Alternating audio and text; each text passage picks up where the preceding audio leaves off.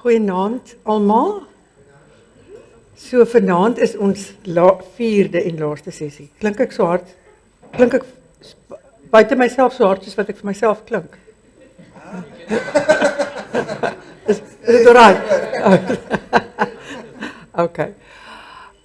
So ons gaan vanaand minder van 'n inset hê en miskien meer werk doen. Ek gaan ons gaan begin met 'n ontspanningsoefening en 'n asemhalingsoefening en dan gaan ons net baie kortliks praat oor wat het ons alles oor gepraat in hierdie 4 weke. En dan gaan en onder andere oor die plek van terapie. Paulie gaan 'n bietjie praat oor haar werk. Sy gebruik 'n baie gespesialiseerde metode om spesifiek met trauma te werk. En dan gaan ons 'n bietjie terug na die werk wat ons eintlik in die tweede sessie oor transgenerasionele trauma sou gedoen het as die sessie langer was. So ons gaan oor ons eie families 'n bietjie 'n genogram doen. Right? En dit is 'n groot stuk werk. Dit gaan vir ons eintlik dan amper tot die einde van die aand vat. Ek gaan ook vir julle vra om 'n bietjie net in te dink, sonder om met mekaar in julle groepe te deel, wat is die spesifieke stories van jou gesin, maar wat is events in Afrikaans? Events in gebeure in jou familie jou lewe beïnvloed. En hoe dit moeilik gemaak en hoe dit jou sterk gemaak, want ek dink dit is ook 'n baie belangrike ding wat ek nie wil nalat om te sê nie, dat as trauma oorleef is, dan is mense se veerkragtigheid meer. En die feit dat almal van ons vanaand in hierdie saal bymekaar is, beteken dat ons voorgeslagte die traumas waaraan hulle blootgestel het, oorleef het op een of ander manier. Nie sonder letsels nie sonder wonde nie, maar die feit dat ons hier is beteken dat ons voorgeslagte en onsself het 'n veerkragtigheid ontwikkel om trauma te kan oorleef. Okay. So ek wil graag die bottel moet dit eers.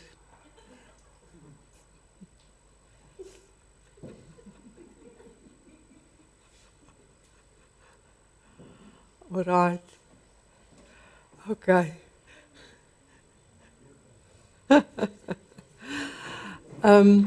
Ek wil vra dat julle baie gemaklik net sit op julle stoele. Weer en met albei julle voete op die grond en miskien julle oë toemaak as julle gemaklik is daarmee. Andersins net met sagte oë afkyk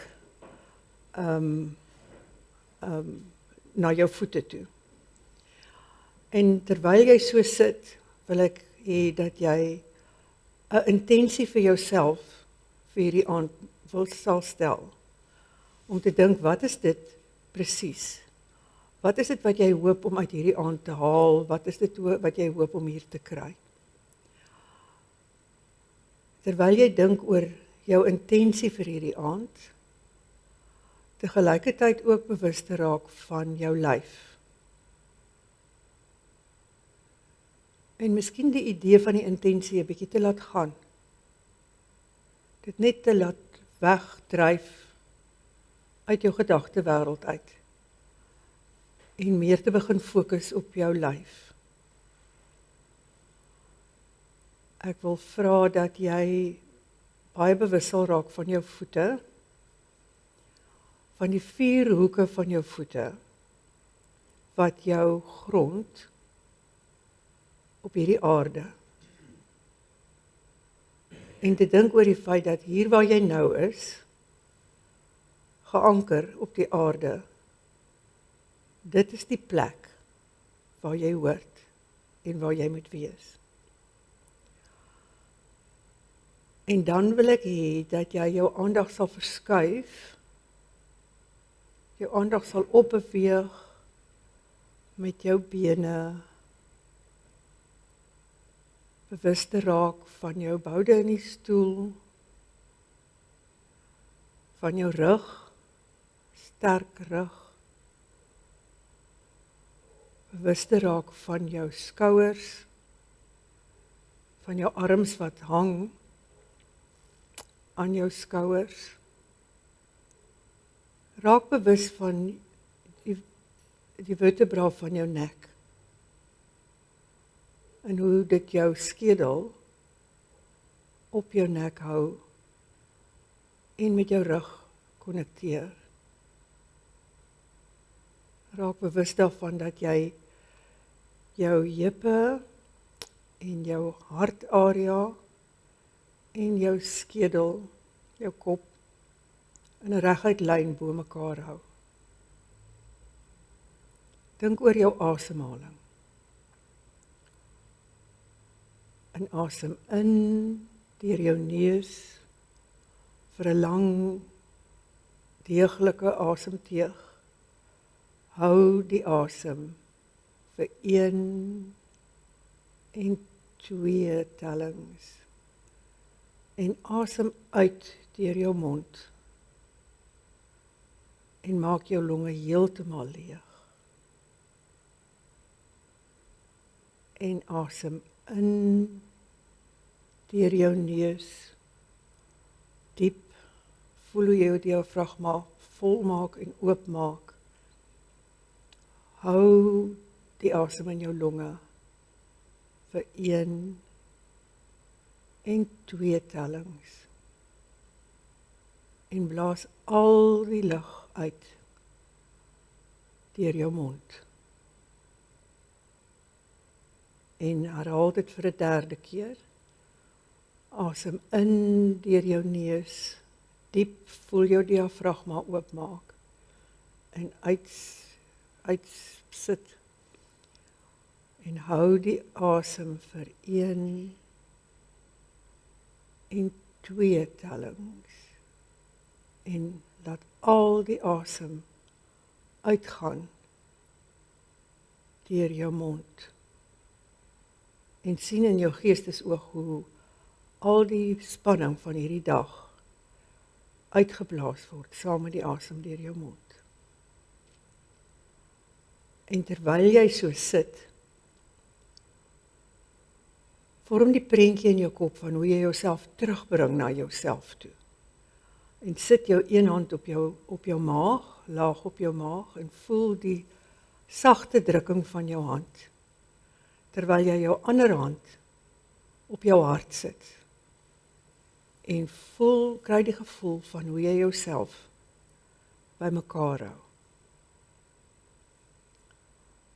Julle kan so bly sit, of julle kan julle oë oopmaak, terwyl ek vir julle hierdie gedig speel.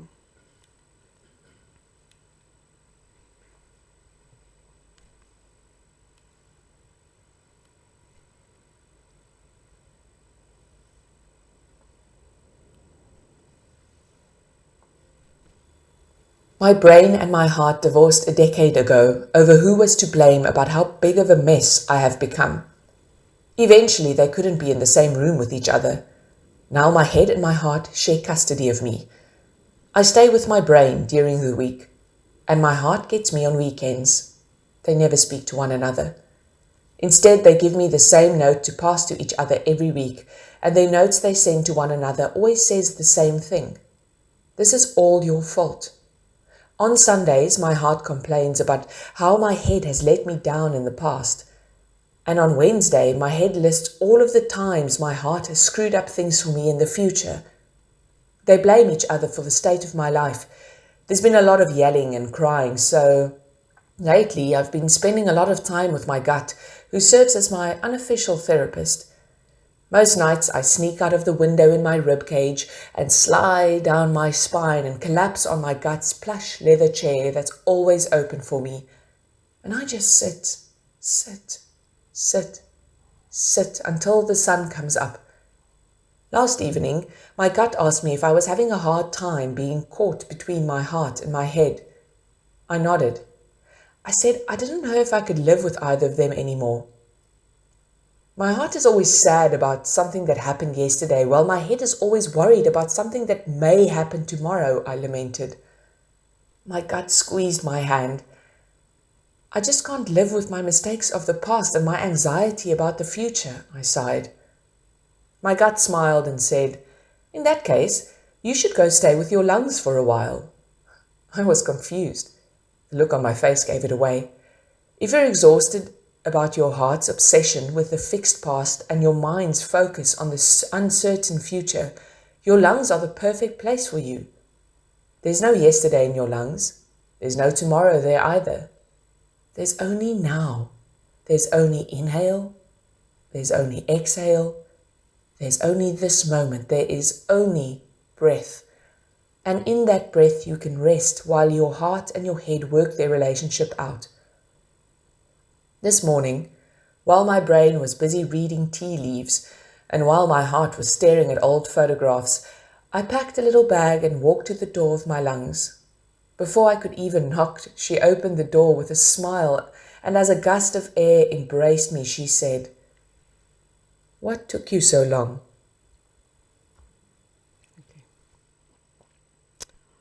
Okay, goed. Is julle terug in die kamer?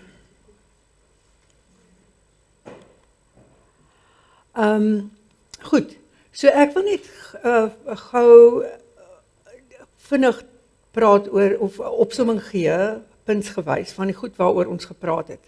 Julle sal onthou, ons het met individuele trauma begin in die eerste sessie, en ons het toe gepraat oor spesifiek hoe werk trauma in ons limbiese stelsel en in autonome senuweestelsel en hoe om dit te bestuur en wat is eintlik dan 'n definisie van trauma. En toe het ons gepraat oor transgenerasionele trauma, oor hoe dit van een geslag na 'n ander geslag oorgedra word op verskillende maniere, deur die stories wat mense vertel, maar ook epigeneties hoe dit op daai manier oorgedra word. In die derde sessie het ons oor kollektiewe trauma gepraat. As julle kan onthou, ons het gepraat oor daai 3 trauma merkers, dat mense deel dieselfde stories, hulle deel dieselfde emosies en hulle deel dieselfde wêreldbeskouing. So, as ons nou praat van, okay, as ons nou verstaan dat trauma begin by die individu, dit sit altyd in die individuele ervaring, al is dit 'n kollektiewe trauma. Hoe hanteer 'n mens dan die trauma? Dan is dit belangrik om te weet, ons begin altyd om die trauma, al is dit kollektiewe trauma, te hanteer op 'n individuele vlak. Wat ons ook verstaan is dat dit essensieel is om trauma nie net met woorde te hanteer nie. Dis eintlik iets wat later kom, dat ons fisiologies en neurologies eers aan trauma aandag gee. Dat 'n mens die autonome senuweestelsel wat gedisreguleerd raak wanneer mense trauma ervaar, moet weer reguleer. En ons doen dit deur hierdie asemhalingsoefening wat ek nou met julle gedoen het. En daai ding van om jou hand op jou maag te sit en jou ander hand op jou hart te sit, is 'n geweldige kalmerende, is amper asof jy jouself weer terugbring na jouself toe. Dieselfde met daai idee van, ek is hier geanker, hierdie is waar my wortels is, ek hoort op hierdie deel van die planeet. En dan is daar natuurlik ander fisiologiese goed wat 'n mens kan doen. Yoga is 'n baie suksesvolle metodologie, wat 'n mens help om jou autonome senuweestelsel te reguleer. Dit is eintlik die essensie, dink ek, van yoga. So dit is 'n baie goeie praktyk om te hê. Werk soos meditasie is baie belangrik en voordelig. Om 'n joernaal te hou is 'n baie goeie ding. Daai verwelkomingsgebed wat ons aan die begin van die eerste 2 sessies gedoen het, is ook 'n ding wat jou eintlik dit sit iewers tussen die werk met die autonome senuweestelsel en 'n meer spirituele terapeutiese werk. Dit bring eintlik amper daai twee goede bymekaar. So ek dink dit is vir my altyd 'n vreeslike kragtige ding. So dit is die goed wat op die individuele vlak sit.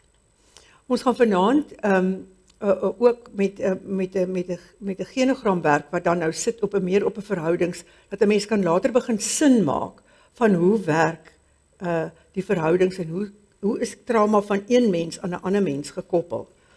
So dit is die ding van hoe maak ons trauma, hoe werk ons met trauma, hoe maak ons dit beter, hoe herstel ons die verwondheid. En dan die ander ding wat ons vanaand nou oor gaan praat en wat Paulie spesifiek oor gaan praat is, wat is die soort terapie wat 'n mens kan gebruik om trauma te reguleer, om vir mense te help om daai wonde wat trauma meebring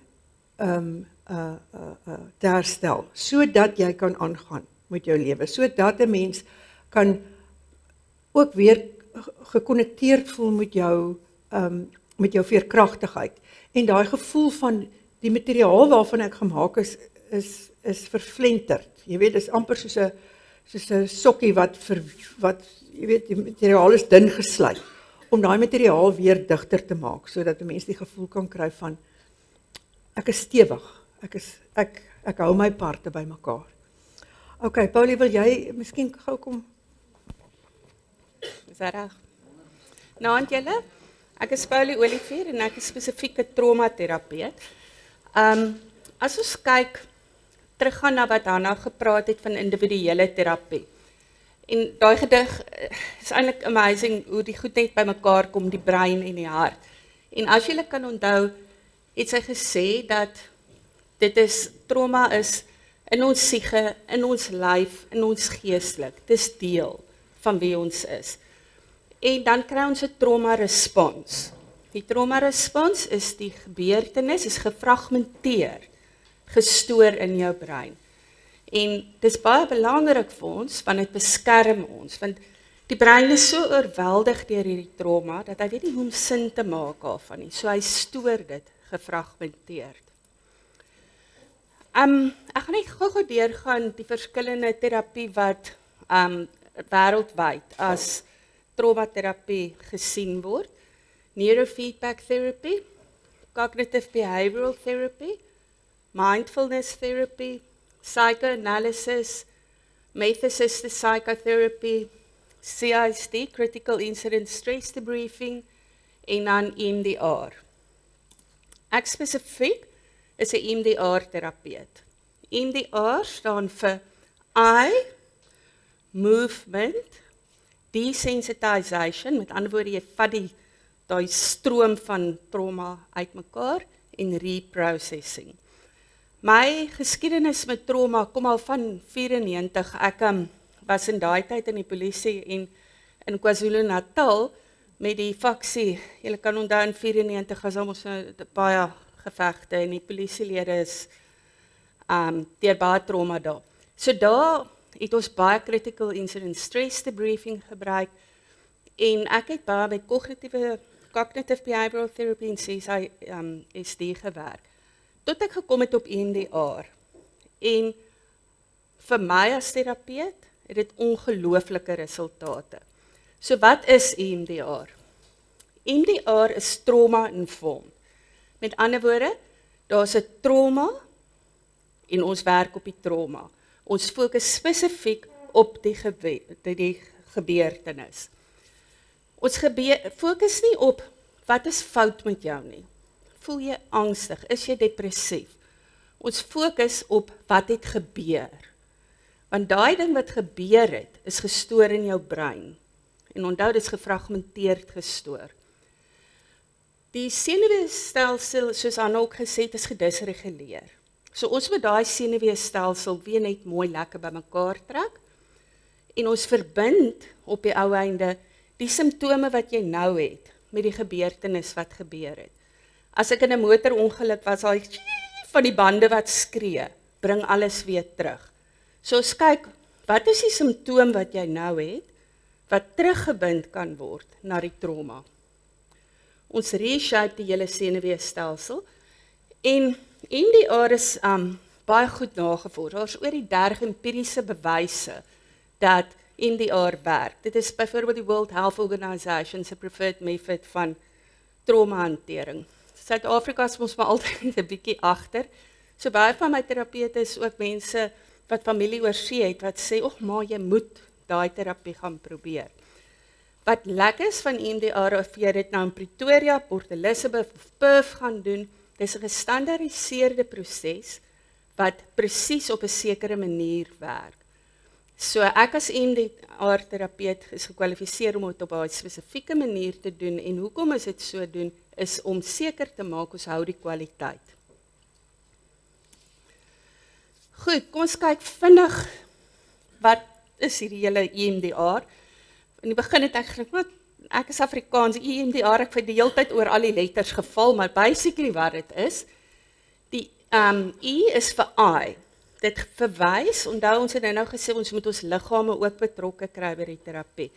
Dit wys na gebruik ons oë, gebruik ons klank, of gebruik ons vibrasie. Met ander woorde, ons kan of klank gebruik, waar ons oorfone gebruik, of ons kan vibrasie, jy hou basies net die twee vas, wat gaan vibreer, of eye movements, waar jy die vingers beweeg. So dis die eye movement. Kyk, wat ons doen, ons gebruik bilaterale stimulasie, om die brein te aktiveer, om die memory terug te bring. Meeste van ons weet wat is remslaap. In remslaap het ons hierdie drome en ons traai goed verwerk. En die oë beweeg ons vinnig. En dis waar die navorsing ingekom het, waar hulle agtergekom het, dat as jou brein bilateraal gestimuleer word, met ander woorde jou ligter en regter brein gestimuleer word, gee dit die brein die vermoë om na jou natuurlike healing prosesse te gaan. Soos ek nou praat, kry ek hoendervleis van die liewe Here het ons amazing gemaak. Ons het die vermoë om deur ons seer en deur ons trauma te werk. Ons moet net weet hoe om dit te access. So, met die bilaterale stimulasie, die beweging of dit, aktiveer ons die verskillende lob en ons kan teruggaan na die gebeurtenis. Die D is vir desensitization. So, wat dan nou gebeur in die terapie sessie, jy gaan na die gebeurtenis, jou brein voel veilig genoeg om die gebeurtenis terug te roep, en het is amper soos die prentjie van die plaks wat uitgetrek word, jy word gedesensitiseer vir dit. Die brein, as sê gefragmenteer, is soos 'n legkaart, al die puzzelstukkies is in jou brein, maar daar's nie een prentjie nie. So wat ons probeer doen is om al daai stukkies bymekaar te kry. So, sê nou maar, ek sien net die haai, en dit is vir my skrikwekkend, maar as ek die hele legkaart bou, sien ek, okay, die haai is actually in 2 oceans, is in 'n hok, ek is veilig, jy het meer perspektief. Reprocessing is dan waar ons die emosie wat opgewek word deur die trauma verwerk, en as julle met functional MRI's, het hulle amazing goed gesien, dat hulle kan sien wat 'n deel in ons brein geaktiveer word, tydens trauma, tydens terapie, en dan kan hulle sien wat is gedeaktiveer, na die sessie.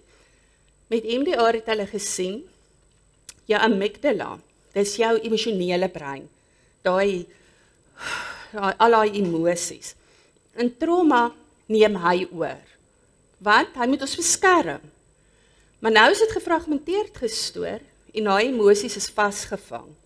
Na die EMDR-terapie is die amygdala gedeaktiveer, en jou hippocampus, wat jou logiese kant is hoër.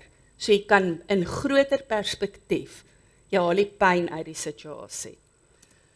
Wat kan jy verwag in 'n EMDR-sessie?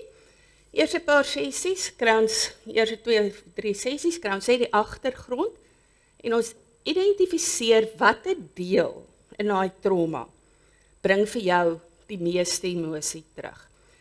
En soos Hanna gesê het in daai eerste paar sessies, maak ons baie seker dat jy resources het om op terug te val, soos asemhaling, stabiliserings, oefeninge, laat jy wanneer jy geaktiveer word, rustig kan bly.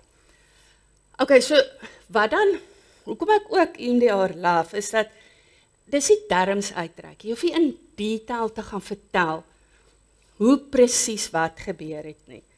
Jy is in beheer van die proses, want jou brein moet dit net verwerk.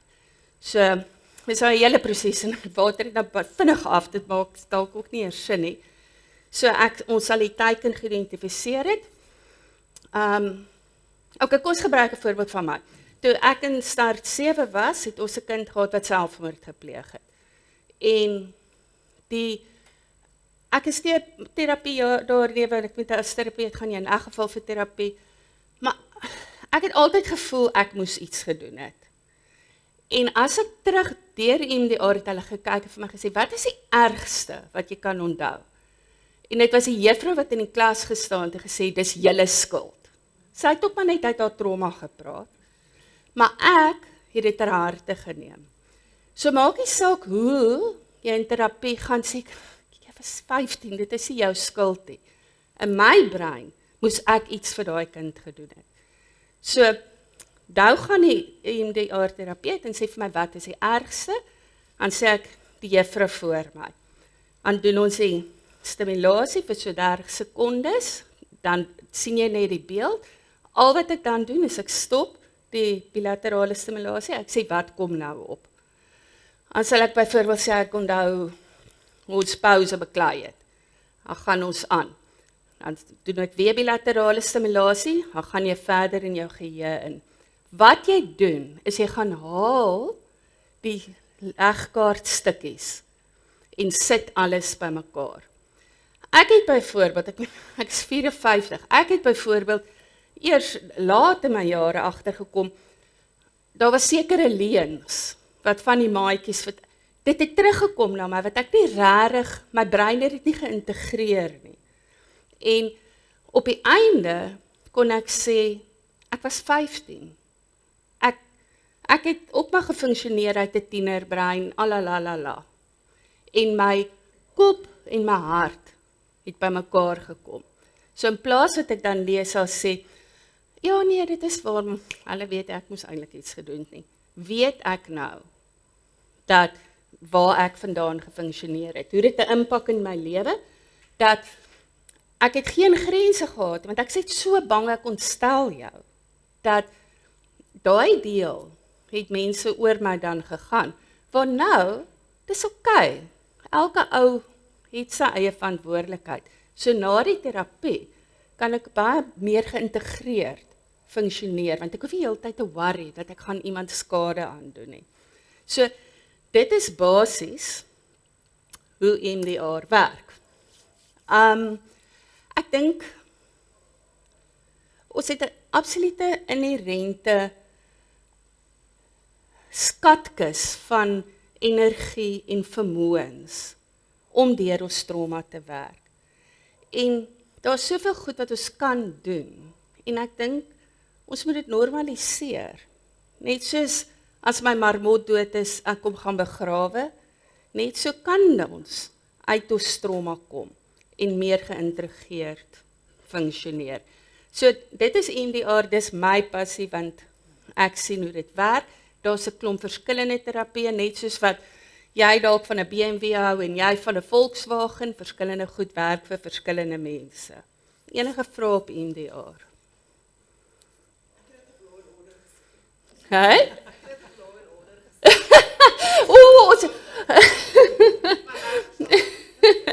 Ja, op Law and Order praat sy meer as wat sy veronderstel is om te praat.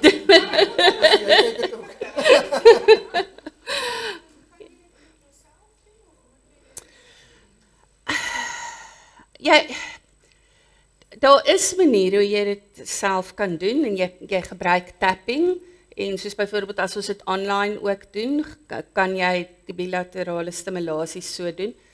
Maar omdat die proses gelei moet word, dit is 'n gestruktureerde proses, is dit baie keer baie gevaarlik om dit self te doen, want jy het nie die perspektief nie. Dit is baie interessante vraag. Die brein integreer 'n trauma hier by 4-5 maande na 'n insident, want vir ons brein is dit baie beter om te predict and correct in plaas van te react. So wanneer iets gebeur, my ma bring die lepeltjie na my mond. Nou leer ek, as die lepel by my mond is, moet ek my mond oopmaak, dan kry ek kos. So jou brein vorm 'n model. As die lepel kom, maak jy jou mond oop. Hier by 4-5 maande integreer die brein die trauma. Sê nou maar my boetie het my met die lepel geslaan op my mond. Knyp ek my mond toe as 'n lepel kom, want my brein predict ek gaan seer kry, so hy sorg dat ek dit nie doen nie. So as jy voor 4-5 maande kom, soos ek nou die dag hijackings of enige trauma, dan is dit 3 sessies, want jy dis nog nie geïntegreer nie, jy kan dit rearrange kort. Wanneer dit meer langtermyn trauma, sê maar 2 jaar terug in 'n motorongeluk of so iets, dan is dit hier by 6 sessies. En as dit wat so wonderlik is, omdat hierdie proses is wat jou brein in staat stel om terug te gaan. Baie keer dink jy dat die selfmoord was 'n issue, maar as ek hier aan werk, dan natuurlik kom ander goed ook in perspektief. So dis nie te sê elke ding gaan 6 sessies vat nie. Is daar 'n kans vir totale herstelling? Wat sien jy as totale herstelling? Iemand wat trauma deurgegaan het en rykkam gehad het en persoonlikheid van 'n persoon te ander. Die dokter sien dit nie want hulle ken haar nie voor die tyd nie. Ja. As 'n mens deur die gaan, is die kans daarvoor goed dat hy totaal en al weer haarself sal. Kan weer integreer. Anna, jy kan saam met my praat, maar jy gaan nooit die skaar wegvat, maar jy vat die pyn weg. So, as jy praat van totale herstel, ja, jy kan weer geïntegreer raak. Dit is nie te sê jy erase die trauma uit jou memory nie, maar omdat jy hierdie gefragmenteerde goed wat jou oorweldig bymekaar kan sit, kan jy weer effektief funksioneer. Anna? Ja, dat jy nie vanuit die trauma hoef te funksioneer. Maak dit sin? Ja, ek sal later weer Okay. Enige ander vrae?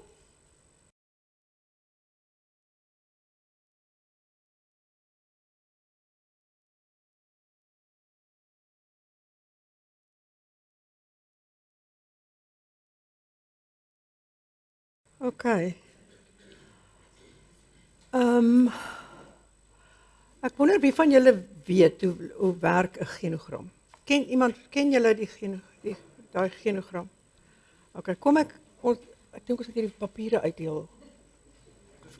Okay. Nee, wag, laat ek eers die storie praat dan. So dit is soos 'n genogram lyk. Ek het net vir julle 'n prentjie gebring hier van 'n familie genogram. So ons teken gewoonlik 'n genogram. Ek moes nou eintlik vir julle mooi geïllustreer het hoe lyk die klein ikontjies wat ons gebruik. Maar gewoonlik is die vierkantige blokkie mans en die ronde sirkeltjies is vir vrouens, maar 'n mens kan jou eie tekentjies maak. En as jy nou kyk daar, ek het nou net hierdie ding mooi aangehaal. Sien daai lyntjie is oupa en ouma wat getroud was. Dan gaan dit so af. Dan het oupa en ouma 3 kinders gehad. 'n tannie, 'n oom, wanneer die oom is aangetroud, want daar is nie 'n direkte lyntjie nie, maar hy raak dan nou die oom by marriage, né? So ouma en oupa het actually net 2 kinders gehad, 'n seun en 'n dogter, en dan is die aangetroude oom en die tannie het 'n niggie, en daar's my pa, daar's my ma, daar's haar stamboom, en en ma en pa het 2 kinders gehad, my suster en ek, wat hulle seun is. Right? Dis my vrou, en in hierdie diagram, daai kruisie sal beteken iemand is oorlede. Met ander woorde, daar's kinders wat miskien nie gebore is nie in daai driehoektekentjie. Right? En suster en die swaar het 'n tweeling gehad. Dit word so gewys. Okay. So jy bou basies 'n puzzle met jou familie met jou familieplan. Ek het my eie familie se storie gebring, wat ek nou hoop as ek dit nou hier sit kan julle sien. Right. Ek gaan net oor een deel, want wat ons... Ag, dankie. Kyk nou net hoe mooi staan jy. Jy hoef nie dadelik altyd. Wat ek net gaan vra, ek gaan eers vra dat julle familie genogramme teken. En dan gaan ons kyk na dan gaan ons probeer om die stories van ons familie te trek. Waar sit die trauma, hoe die trauma afgegaan en geherhaal geword, en waar sit die veerkragtigheid? Okay, nou Leandra kan ons showtjie hou. Ek gaan nou net, hierdie is my ma se kant van die familie, maar terwille van tyd gaan ek nou want ek wil eintlik oor hierdie storie praat. So, julle sal onthou in een van die eerste sessie, die tweede sessie dink ek het gepraat oor die feit dat my ouma, albei haar ouers is in die Anglo-Boereoorlog dood. Moet ons so 'n bietjie terugstaan dat julle kan sien. Alright? So julle sal sien daar het ek nou vir ouma en oupa ouma grootjie en oupa grootjie en hulle is met sulke blou kruisies dood. Weg. Daar oorgrootjie, oupa grootjie is toe ook op daai stadium ook al dood vir die Anglo-Boereoorlog uitgewerk het, maar die oorgrootjie ouma, sy het geleef. En sy het toe die kinders, spesifiek my ouma wat 'n babietjie was toe, gevat en van die ander kinders, daar was klomp kinders. Dink hulle was ten minste 7, maar ek dink daar was dalk meer. Hulle was boere gewees, daar by Ventersburg se wêreld, in die Vrystaat, right? Die Engels het gekom, hulle het hulle plaas heeltemal afgebrand, die vee, die saad wat in die skure was, daar was niks oor nie. En oupa grootjie van my, is op die kommando's dood, en ouma grootjie is baie vroeg in 'n kamp dood. Oorgrootjie vat toe vir my ouma, en 'n paar van die ander kinders, en vir 3 jaar, so lank soos wat die oorlog geduur het sy op en af in die Vrystaat gery, in 'n perdekar, met haar klein kinders, die wat sy by haar gehad het. My ouma was die jongste van hierdie vreeslike klomp kinders, en blykbaar was sy nogal slim, right? Toe sien hierdie oorgrootjie, die kind daar's 'n moontlikheid dat sy iets aan die situasie van ons arme gesin kan doen, want hierdie mense moes nou teruggaan na daai plase wat so afgebrand is, en 'n manier uitfigure om weer 'n skaap en 'n pampoen en 'n mielie ding in die hande te kry, right? So, en hulle het vreeslik opgeoffer, want sy moes toe Parel toe gaan om te gaan skool gaan in die Parel, toe sy 12 jaar oud was, hoërskool, stuur hulle toe. Nou kan jy nou indink, dit was in die vroeë 1900s. Wel, sy was seker dan nou 13, so dit was sê net maar 1913 of 1915 of wat ook al. Daar was nie eintlik telefone, dink ek nie, daar was nie, die posdiens was heel waarskynlik, soos dit het 2 weke gevat vir 'n brief om van die Parel tot in Ventersburg te gaan. Beter as niks sê nie. Anyway, hulle stuur daai dogtertjie Parel toe, en daar moet sy skool gaan, en daarna is sy universiteit toe, alright? Wat 'n buitengewone ding was vir vrouens van daai ouderdom, om enige soort van tersiêre geleerdheid te hê. Hierdie familie, okay, laat ek nou eers die storie klaar maak. So, sy trou toe met my oupa, en sy raak toe 'n vreeslike deftige vrou, baie snobbish, sy was baie kwaai. Hulle sê, as sy met die skingbord tee goed in die sitkamer ingekom het, het sy haar seuns net een kyk gegee, dan het hulle almal opgespring om die skinkbord by haar te kom kry. Alright, sy was, omdat ek by hulle gebly het, kan ek dit onthou, sy was afstandig. Sy was nie 'n warm, emosionele, ja, hoe sê jy? Sy was nie liefdevol nie. Alright. Hulle het toe 5 kinders gehad, waarvan my pa die oudste kind was. En toe 2 susters en toe 2 broers. Die broers was die goue kinders, hulle was net fabulous. Hulle was, maar hulle was ook sorgvry. Op 'n manier, dink ek, het die ouma se invloed baie sterker op haar ouer kinders gewees, as op haar jonger kinders. So, hier is my pa toe, wat in sy wese eintlik 'n introvert was, dink ek. En hy trou toe met my ma, wat 'n vreeslike ekstroverte vrou was, maar sy sy sterf toe ook, toe ek 6 maande oud is. Sy het 'n aneurisme gehad, en daar is sy toe nou onmiddellik dood. My pa se reaksie op sy smart, is om oorsee te gaan en bietjie te gaan studeer. Right? Dis wat hy toe nou gedoen het. Kan julle sien hoe daai kultuur van daai familie, jy weet, jy werk, jy leer eintlik jou hartseer weg. En in my hele lewe het hulle nooit oor my ma gepraat nie. Ek was al in my 30's toe ek besef het, maar ek moet eintlik hartseer wees oor haar. Ek het altyd vir myself gesê, maar ek het haar nooit geken nie, so ek hoef nie oor haar te rou nie.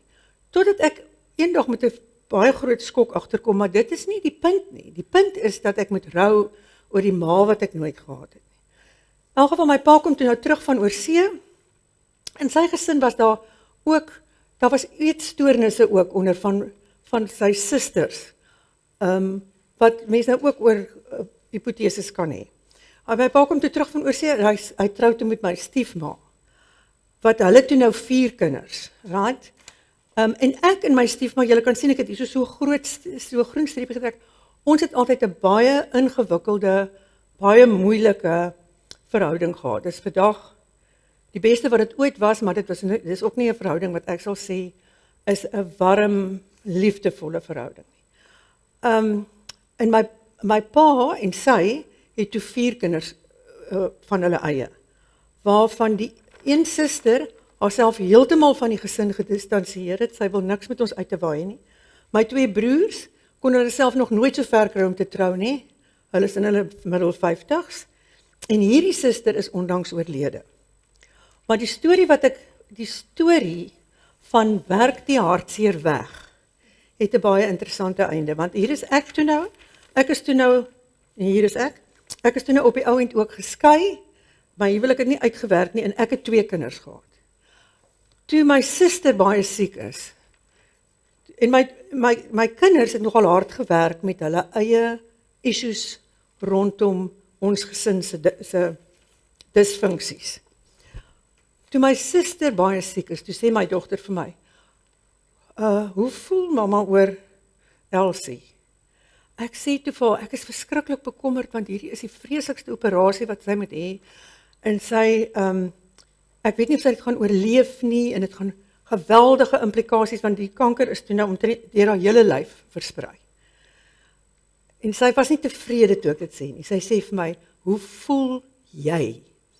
En dit was vir my die wonderlikste ding. Ek raak sommer hartseer as ek dit sê, want wat sy gedoen het, in die werk wat sy gedoen het, is sy daai ding van jy intellektualiseer jou hartseer weg, het sy verwerk. En sy het nie meer nodig gehad om soort van ingewikkelde akademiese, mediese soort van gesprekke te hê oor die suster se siekte nie. Sy kon gepraat het oor hoe voel dit as iemand terminaal siek is. Maar kan julle sien hoe dit gekom van die ouma wat moes oorleef, van die ouma grootjie wat moes oorleef. Sy moes net daai kind koshuis toe gestuur het. Toe gaan die kind koshuis toe en sy moes net in haar kop lewe, want sy was heeltemal verwese en verlate, soos jy nou kan indink. En toe het my pa in sy kop gelewe, en toe het ek in my kop gelewe. Jy weet, dit was soos van die een geslag na die ander geslag oorgedra. OK, so, dit is die storie. So, ek gaan vir julle, ja, asseblief.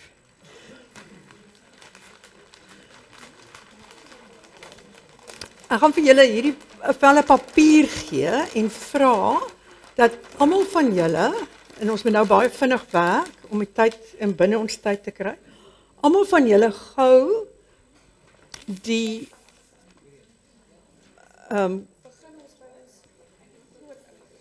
julle kan by julle grootouers, julle kan by die grootjies, ek het nou myne omdat die storie eintlik by die ouma grootjie sit, het ek my ouma grootjie ook daarin geteken, maar mens kan eintlik by jou grootouers begin. Right, ook terwille van die tyd. As daar iets is wat in die ouma in die grootjies gebeur het wat julle van weet wat belangrik is, dan sit dit in. Dankie. OK, mense, hoe ver is almal? Dit lyk my daar's 'n bietjie klaar. Ek is baie beïndruk met julle, baie dankie. Right. OK. So ek wil net gou sê, ek wil weer vir julle hierdie slide wys. Onthou julle dat ons gepraat het, en ek wil hê julle moet daaroor dink as julle nou reflekteer oor julle gesinne. Ons het mos gepraat oor verskillende forme van trauma. Die tradisionele, direkte trauma, so jy was in 'n motorongeluk, of een van daai soort van goed wat direk met jou gebeur. Right, wat ons op die DSM-5 sal kan meet as trauma. Of as jy die kind sê nou maar van mense is wat direkte trauma beleef het, soos mense wat die Holocaust byvoorbeeld oorleef het, of soos my pa wat my ouma se seun was. So dis indirekte tradisionele trauma. En dan kry ons daai wat ons voorsê die ekosistemiese trauma wat met 'n breër vorm van traumatisering of diskriminasie te doen het. So die direkte ekosistemiese trauma sal wees as jy direkte rasisme beleef, jouself, of as 'n gay persoon direkte homofobie beleef. Dit is direkte ekosistemiese trauma, of jy weet, vasgevang is in armoede. Dit gebeur met jou. Die indirekte ekosistemiese trauma is as jy die kind is van mense wat ekosistemiese trauma beleef het. Soos jy is die kind van mense wat, sê nou maar, mense is wat verskuif is ten tye van apartheid, wat ontheemd is. Jy is die kind van mense wat die Holocaust oorlewe het. Jy is die kind van mense teen wie daar rassisties gediskrimineer is. So dit is dan die indirekte. As julle, want ek gaan nou vir julle vra om 'n bietjie te dink oor hoe die draad van trauma en veerkragtigheid. Ek gaan nou sommer altyd die slides met julle deurwerk, dat julle dit tegelyk kan doen terwille van die tyd. Alright? So wat is die situasies wat in jou en jou gesin se lewe gebeur het wat baie stresvol of traumaties was? Hoe het julle direkte of indirekte ekosistemiese of tradisionele trauma beleef? En wat is die effek daarvan wat jy oplet vandag in julle gesin? Hoe kan jy dit trek, met ander woorde? Tegelijkertijd, wat let jy op in jou gesin ten opsigte van die gesin se veerkragtigheid om hierdie uitdagings wat oor julle pad gekom het of oor die voorgeslagte se pad gekom het, die hoof te bied? Waar is julle gesin se sterkte? En dikwels is dit dieselfde kant van die munt, right? Ons in my familie het almal ontvlug van emosie in hulle koppe in, maar ten minste het die mense dan geleerd gekom in die proses. Jy verstaan? But at a price. 'n baie hoë prys. Okay. So en hoe het jou familie se veerkragtigheid bygedra tot jou veerkragtigheid, tot jou vermoë om krisisse te oorleef? So het julle die twee kante van die vraag het twee kante. Hoe wat was die traumatiese, stresvolle gebeure in jou familie se tyd en hoe sien jy dit afkom met die geslagte en hoe het hulle dit oorleef? En hoe sien jy dit afkom met die geslagte? Is dit duidelik vir julle die wat ek vra? OK. So ek gaan vir julle so 10 minute gee. OK, julle. My simbole hierso lê. Goed. Twee mense kan vir ons sê hoe dit gegaan. Net twee. Wie wil sê? Hoe was hierdie stuk werk vir julle? Moet nie almal gelyk sê nie.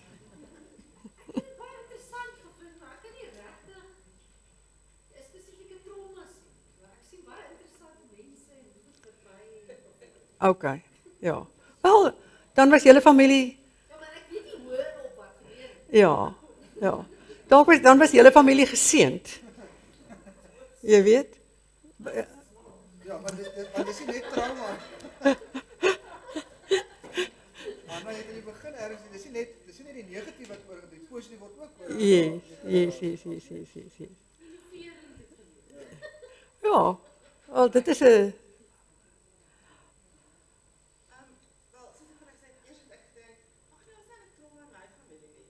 En totdat ons nou so daaroor begin praat en veral wat sy gesê het, toe besef ek, maar goed wat jy trigger, dan kan jy maar iemand wat 'n sin met 'n sekere ding begin, dan wil ek vir die mure uitklim en dis my sussie wat praat. ja. Dit gaan nooit goed af nie. En dan gaan dit altyd terug na eintlik maar hoe jy 'n issue wat in jou familie was, wat eintlik ook 'n trauma is. Yes. Ja. Ja, dat trauma baie keer 'n bietjie meer subtiel is. Dit is nie soos 'n huis wat afbrand nie. Ja. Ja. Dit is vir my nogal interessant hoe dikwels mense as hulle hierdie genogram doen, daai ding sê. Ek dink nou iets wat maar was soos wat dit was, is actually trauma. Ek het nie dit geweet nie.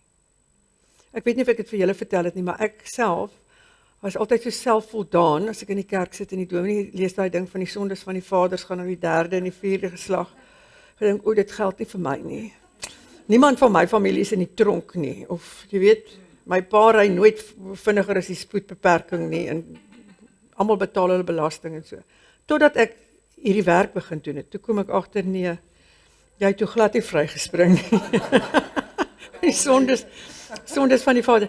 En baie van daai sondes was nie intentioneel nie. Jy weet, daai ouma grootjie, wat haar kinders in die perdekar gelaai het, sy het gedoen wat sy nodig gehad het om te doen om te oorleef.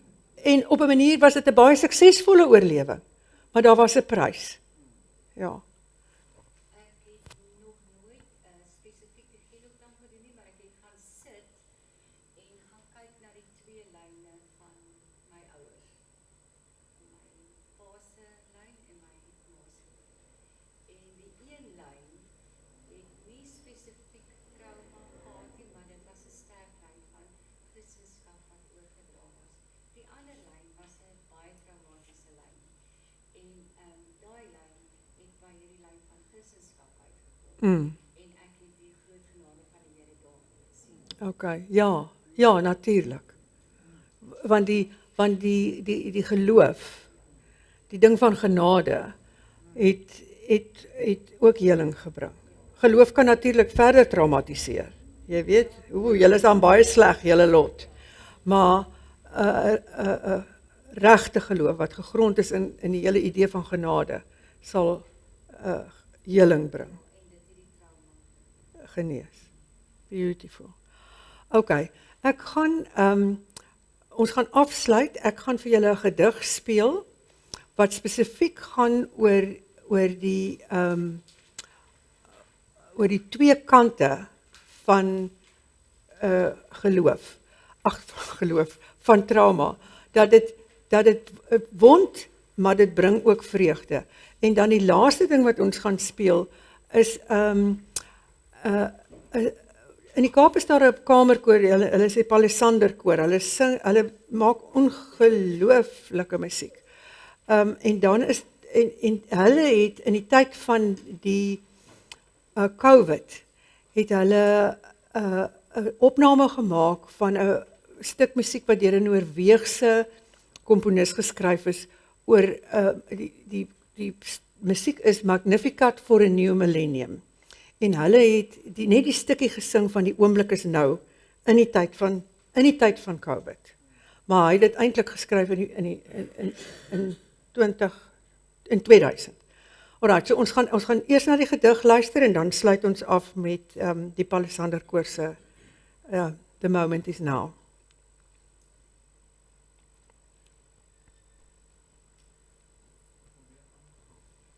Weer aan. I wanted, as we finished up this small mini-series, to say a few words in conclusion, but also to finish up by looking at a poem that is a teacher about conflict in the human condition. And that poem is called Trauma is Not Sacred by Kai Cheng Thom. Violence is not special. Pain is not holy. Suffering does not make angels. Abuse defines no one. You are more than the things that hurt you. You are more than the people you have hurt. Do not make an altar to your woundedness.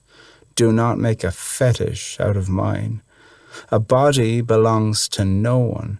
A memory is not made to be eaten. Does it titillate you to hear about assault?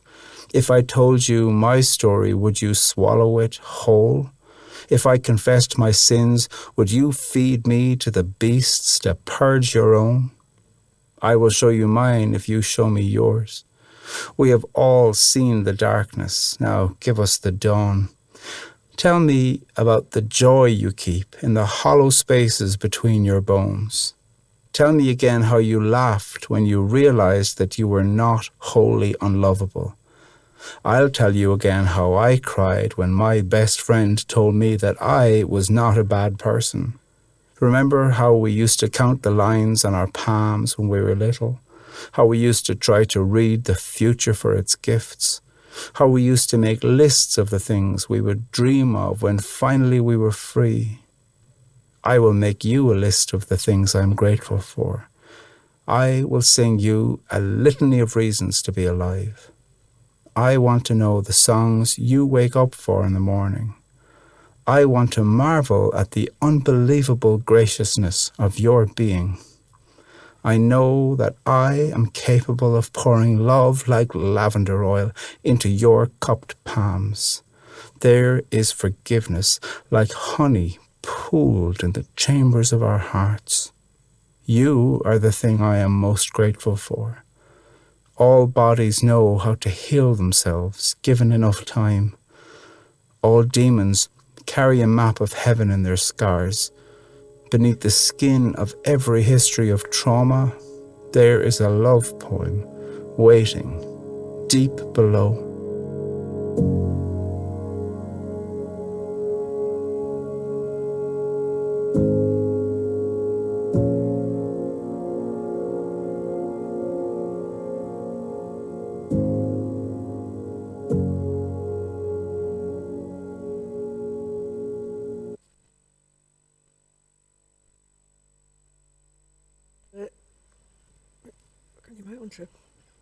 So hierdie stuk wat ons nou gaan luister is om dankie te sê. Dis 'n dankbetuiging vir die oomblik. Die oomblik waaraan ons nou is en 'n erkenning van die feit dat ons actually niks anders het as hierdie moment waarin ons is nie. En julle sal onthou dat ons gepraat het oor die feit dat trauma verwring tyd. Dis asof mens vasgevang word in tyd. So dit is eintlik ongelooflik ontroerend om te dink hierdie koor het hierdie stuk opgeneem toe ons vreeslik getraumatiseerd was, wêreldwyd, jy weet. Dat dit eintlik dan 'n viering is van ons is in hierdie moment. Dit is die enigste tyd wat ons het.